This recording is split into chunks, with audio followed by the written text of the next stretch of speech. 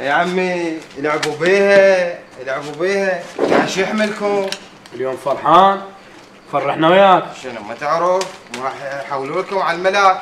يا ملاك شنو هاي متعرف عليها من جديد؟ شنو سوى روحك ما تعرف؟ فهمني يا معود.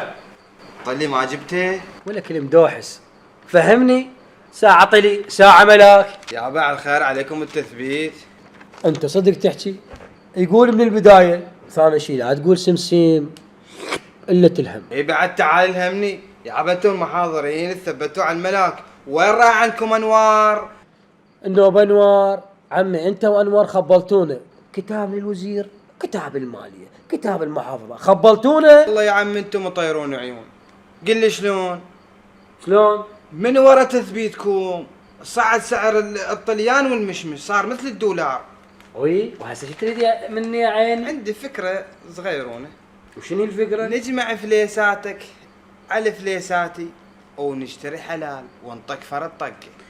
اقول ما بيه البركة، حاطين عيونكم علينا.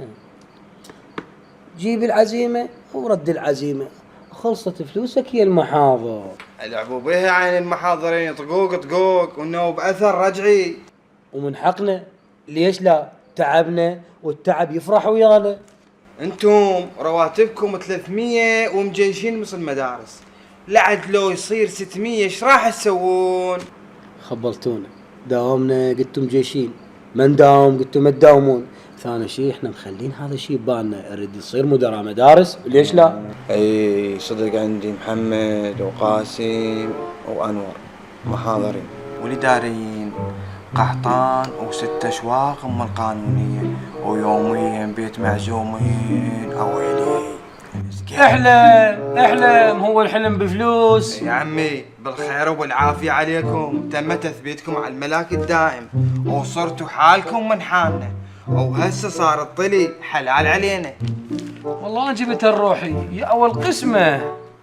نهنئكم أيها المحاضرين والاداريين بتثبيتكم على الملاك الدائم. يحصلون قرميده ذبحوا طليان.